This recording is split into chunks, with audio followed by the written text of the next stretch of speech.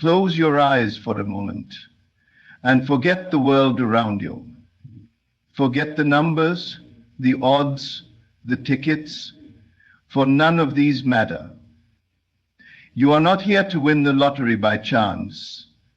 You are here to win it by law, the unseen law that governs all things, the law of assumption. The secret is simple, but the mind, conditioned by effort and struggle, rejects the simplicity of truth. So I will tell you plainly, you must become the winner before the number is drawn. You do not wait for the call. You hear it now. You do not hope to see your name. You see it now, on the check, in the newspaper, on the screen. You must imagine the joy in your bones, the shaking hands, the disbelief turned into laughter, the tears of relief, the embrace of someone who never stopped believing in you. And you must do this not once, but as often as you breathe. Every morning before the world tells you what's possible, you decide. Every night before you sleep, you rehearse. You rehearse the victory. You rehearse the moment your life changed, until your mind no longer asks if, but only when.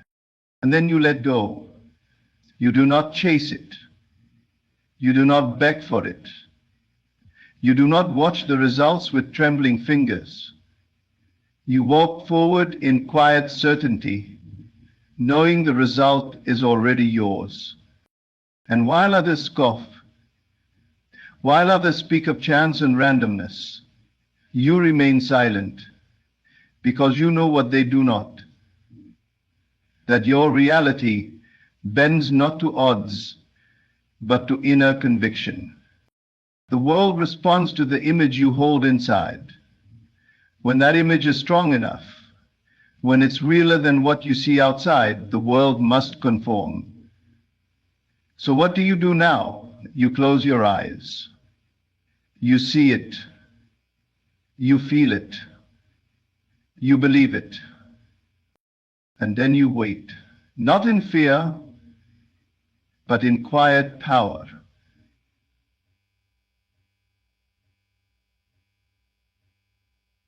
Imagination is the real ticket to winning the lottery, not the paper slip you hold in your hand, not the machine that draws the numbers, and certainly not the statistics the world clings to. Before anything is seen in the outer world, it must first be conceived and felt in the inner world. The true lottery is not a game of numbers. It is a game of consciousness. And your imagination is the silent, powerful force that determines whether you are simply a player or the winner. To win the lottery, you must first win it in your mind. Not casually, not like a wish tossed into the wind, but as a lived, repeated, and deeply felt reality. Your mind must become the theater, the ticket booth, the announcement stage, and the bank vault. All of it must live within you first. Every time you imagine, you are laying the groundwork for your world. This is not fantasy. This is law. You do not imagine for escape. You imagine to create. The moment you close your eyes and see that winning ticket in your hand, feel the texture of it, hear your name being called, sense your heart racing, and allow your body to tremble with joy. In that moment, something shifts. A seed is planted. The world may scoff at such an idea. It will say no one can think their way into millions. But that's only because the world believes more in appearances than in truth. What you must understand is that imagination is not idle. It is divine. It is the force by which all things come into being, and it does not ask permission from the logical mind, nor does it rely on probability. It operates in certainty. What you consistently see and feel in your inner world must eventually appear in your outer one, not by chance, but by law. So you must become intimate with the vision of your success.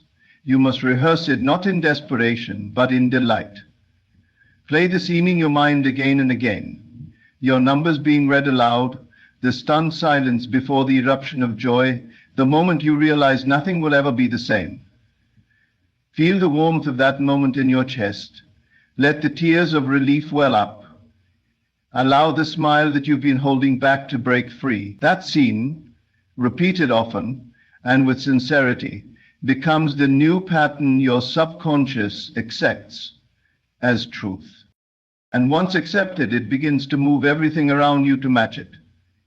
You may not see the inner workings, you may not understand the connections or the timing, but trust that it is unfolding exactly as it must. The vision is the cause, the result is merely the effect. This is not effort, this is not trying hard, this is surrendering fully to what already exists in the unseen. There is nothing to chase, there is only something to become. And the moment you truly become it in your imagination, the world outside will follow. Imagination is the real ticket. And you already hold it. To assume the feeling of the wish fulfilled is to step into the identity of the one who already has what they desire. It is not pretending. It is not hoping. It is not wishing. It is becoming. In the quiet sanctuary of your mind, you must feel as though the event you seek has already occurred. The moment you assume the emotional state of having won, you summon the power that creates worlds into motion on your behalf. The feeling is the key, the creative act that precedes all visible reality. You can protocolize, but defend and defend and defend the creation. When a person wins the lottery in the physical world, their thoughts shift instantly, their posture changes, their energy radiates differently. There is no effort in their belief, it simply is. You must live in that state before the numbers are ever drawn. You must walk, speak, and breathe as the one who already possesses the fortune. This assumption is not just a mental exercise, it is an embodiment. It is allowing your inner world to dictate your outer one rather than the reverse. Everything you truly believe to be yours will move toward you because you are no longer looking for it. You are looking from it. And this is the great secret. To assume the feeling of the wish fulfilled is to stop reaching and start receiving. It is to drop the notion of lack and pick up the awareness of abundance. You stop needing, you start knowing. In this state, there is no anxiety, no impatience, no question. You are no longer begging the universe. You are walking as its chosen one. You aren't checking for signs or wondering when it will happen.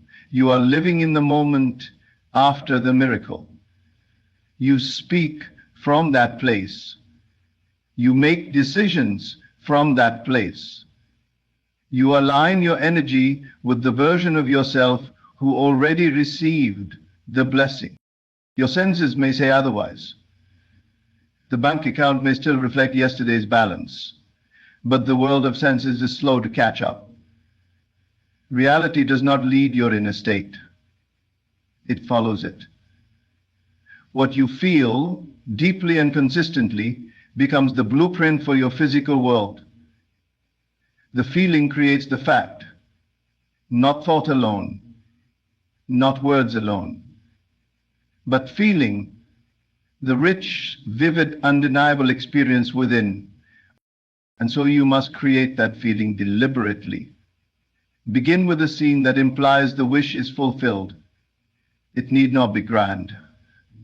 Perhaps it's the feeling of handing your mother a gift she never thought she'd receive. Perhaps it's the call you make to a loved one, telling them, "We did it." Perhaps it's the silence, the stillness, The breath you exhale, knowing everything is changed. Whatever it is, enter it with your full self. Let it wash over you. Let it become more real than the world outside. Practice it until it no longer feels like imagination, but memory. Because once it feels natural, once you are no longer trying to convince yourself, you have succeeded. The lottery is not just a prize. It is a state of being. And states are chosen. When you assume the state of wealth without doubt or strain, life reconfigures itself to mirror that state. Circumstances bend. Opportunities appear. Numbers align, not by accident, but by command. This is the truth most overlooked. They chase without transforming, they ask without feeling. But you know now, the inner act is the real act. And when you feel as though it is already done, it becomes impossible for it not to be. Assume the feeling of the wish fulfilled. Not tomorrow, not next week. Now. And watch how the unseen responds to your certainty. Detach from the how, for that is not your domain. Your only task is to see and feel the end, clearly, consistently, and completely. The method by which it arrives is not yours to dictate, nor is it necessary to understand. The moment you become obsessed with the how, you step out of the state of the wish fulfilled and into the state of doubt and delay. You begin to measure, analyze, and worry, and in doing so, you affirm its absence instead of its presence. The greatest illusion of control is the need to figure it all out. But you are not the orchestrator of events. You are the dreamer. And the dreamer must stay focused on the dream. When you plant a seed in the soil, you do not dig it up daily to check on its progress. You trust the unseen processes beneath the surface. You water, you wait, and you allow. So too must you treat your desires. The how belongs to the unseen intelligence that responds to your inner state. It moves in ways you cannot anticipate. It rearranges people, situations, and timing with a precision beyond human comprehension. And it does so with ease, but only when you step back and allow it to operate freely. By fixating on the how, you choke the flow of manifestation. You declare with your focus, I don't trust this to unfold unless I understand every step. And that very declaration delays the result. You cannot stand in the state of the wish fulfilled and worry about how it will come. The two are incompatible. If it is done, then it is done. And if it is done, you are not concerned with the path, only the arrival. The power lies in occupying the end, in living as though it has already been received. Imagine the person who has already won the lottery. Do they question how it happened? Do they sit and break down the statistical sequence or the logic of it? No. They feel relief, joy, gratitude. Their mind no longer dwells on how, it celebrates the reality. And so must you. Your imagination is not a place for planning, it is a place for creation. When you dwell in the feeling that it is already yours, you invite the invisible mechanisms of reality to do their work. You open the door to synchronicity, to divine timing, to effortless alignment, and all of it comes not because you forced it, but because you trusted it. Let go of timelines, let go of strategies, let go of the belief that you must be the architect of every detail. You are the author of the end, and the end will take care of the means. The moment you truly accept this, peace enters. You no longer wake up wondering when or how. You walk in confidence because you know that the seed has been planted and harvest is inevitable. This is not about passivity. It is about surrender. Surrender is not weakness. It is the highest form of strength. It is declaring, I have done my part, and now I rest in the assurance that what is mine is making its way to me. That kind of rest is power. That kind of faith is magnetic. Detach from the how.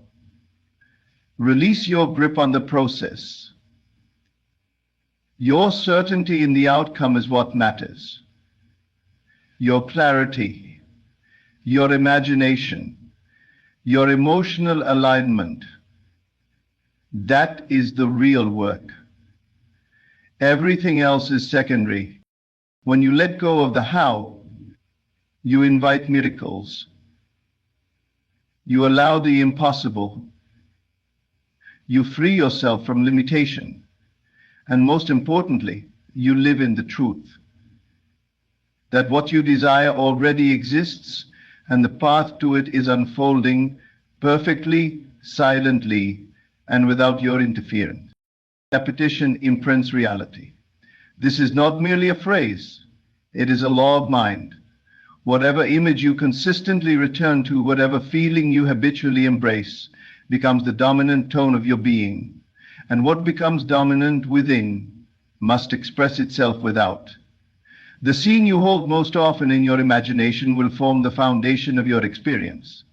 So if you truly wish to win the lottery, you must make the scene of your victory the most familiar and natural thing in your inner world. One vivid scene, repeated until it becomes second nature, is more powerful than 1,000 scattered thoughts. It is not about how many affirmations you say or how long you visualize. It is about how deeply and consistently you dwell in the feeling that it is done. Repetition is what persuades your subconscious mind that this is your truth now, and once accepted, your subconscious will do whatever is necessary to fulfill it. Your inner world cannot hold opposing states indefinitely. One will become dominant. Either you feed the vision of winning until it becomes effortless to believe, or you allow doubt to dominate and keep you tied to your current circumstances. The choice is always yours. But understand this, your outer world is nothing but a mirror reflecting the sum total of your inner assumptions. Repetition is not meant to be a chore, it is meant to be a joy. Think of the way you naturally return to daydreams that excite you, how you revisit conversations, replay victories, and imagine ideal outcomes. You already know how to repeat a scene. You've been doing it your whole life. The only difference now is intentionality. Now you choose the scene you wish to make real. Imagine the moment you discover your numbers have won. Picture the joy, the disbelief, the sudden realization that your life is forever changed. See it, hear it, feel it, then do it again and again. Let it become so familiar that it no longer feels like fantasy, it feels like memory. That is when the subconscious begins to accept it as your new identity. The world will try to convince you that nothing has changed. The numbers won't shift, the money won't arrive overnight, and yet, within you, a deeper truth is being etched into place. The more you repeat the vision, the more it becomes who you are. And who you are always finds its way into your outer world. You don't have to strain, you don't have to force. You simply have to return again and again to the same inner scene with the same feeling. Repetition is not about working harder, it is about working more faithfully. Every time you enter the scene of your fulfilled desire, you are leaving behind the old version of yourself and stepping into the new. It is a silent transformation, but it is unstoppable. Repetition carves a groove in the mind, and your life follows that groove. You become what you consistently feel yourself to be, not by chance, but by design. So repeat your scene, not as a test, not as a trick, but as a declaration of truth. Keep returning to it until it returns to you. The scene you revisit the most becomes your home. Let that home be wealth, joy, and victory. Let that scene be your truth. And let repetition do what it always does. Make it real. Gratitude before manifestation is not a performance. It is a powerful declaration of faith. It is saying to the unseen, I know this is already mine. It is the invisible handshake with the reality you have claimed. When you express deep and genuine gratitude for something that has not yet appeared in the physical world, you confirm your belief in the unseen and align yourself with the version of you who already has it. It is not something you reserve for after the manifestation. That is common. That is reaction. But you are not here to react. You are here to create. And the creator does not wait to see it before they believe it. They believe it and then they see it. Gratitude is your bridge. It is how you dwell in the end before it comes. It is how you hold the feeling of the wish fulfilled and live as if it is done. The moment you say thank you and feel the fullness of that thanks, you step out of waiting and into receiving. Waiting implies doubt. Gratitude implies trust. You cannot be deeply grateful for something you don't believe is coming. So when you feel thankful now for what has not yet arrived, you are telling your subconscious that it has arrived. And your subconscious will move heaven and earth to make it so. You do not wait for the lottery numbers to be drawn before you feel grateful. You do not wait for the bank account to update before you feel abundance. You go within and you feel the gratitude now, because within is the only place manifestation begins. You close your eyes and see the scene of your win. Your heart races, your breath catches, and you whisper thank you. Not to anyone in particular, not as a plea or a bargain, but because you already feel the joy of it. Gratitude changes your vibration. It lifts you from the state of wanting into the state of having. It takes you from longing to living. In that elevated state, you no longer repel your desire with fear or disbelief. You welcome it. Gratitude unlocks the door and keeps it open. It tells the universe that you are ready, that you trust, that you are aligned. Gratitude softens the noise of impatience. When you are truly grateful, you are not checking the clock. You are not asking, where is it? You are too busy living in the beauty of the moment to worry about its arrival. That state of ease is magnetic. It draws your desire to you like a current pulling the tide. And it is not about pretending. You do not fake gratitude. You find something real to feel it for, and then you expand that feeling. Maybe you're grateful for the way the vision makes you feel, for the possibility that it reveals, for the peace that comes when you know that everything is working in your favor. You let that feeling grow until it fills the space of your mind, and then you tie it to your desire, until the win and the thanks are inseparable. Practice this often. Before you sleep, say thank you. When you wake, say thank you. When doubt arises, say thank you. Let that be your answer to all things. It will anchor you in the truth of what's to come. It will remind you that your manifestation is not a question, it is a certainty. Attitude. Before manifestation is the posture of the fulfilled. It is the state of the master creator. And when you remain in that state, the physical must follow. not because you chased it, but because you welcomed it with open arms and a grateful heart. Say thank you, not because it's polite, but because it's done. Feel it, know it, and let that feeling carry you until the manifestation arrives. And when it does, it will feel like returning home to a place you never truly left. Silence is not emptiness, it is creation in its purest form. In silence, the seed of your desire takes root, safe from the winds of doubt, untouched by the opinions of others. When you hold your vision in sacred secrecy, you are not withholding. It is not fear that keeps you silent, but power. You are nurturing something unseen, something delicate and divine, and the world outside cannot yet understand the magnitude of what is forming within. To speak of your desire too soon is to expose it to minds that may not believe, hearts that may not feel as you do. And in their disbelief, even if unspoken, there is a current that can shake your own certainty.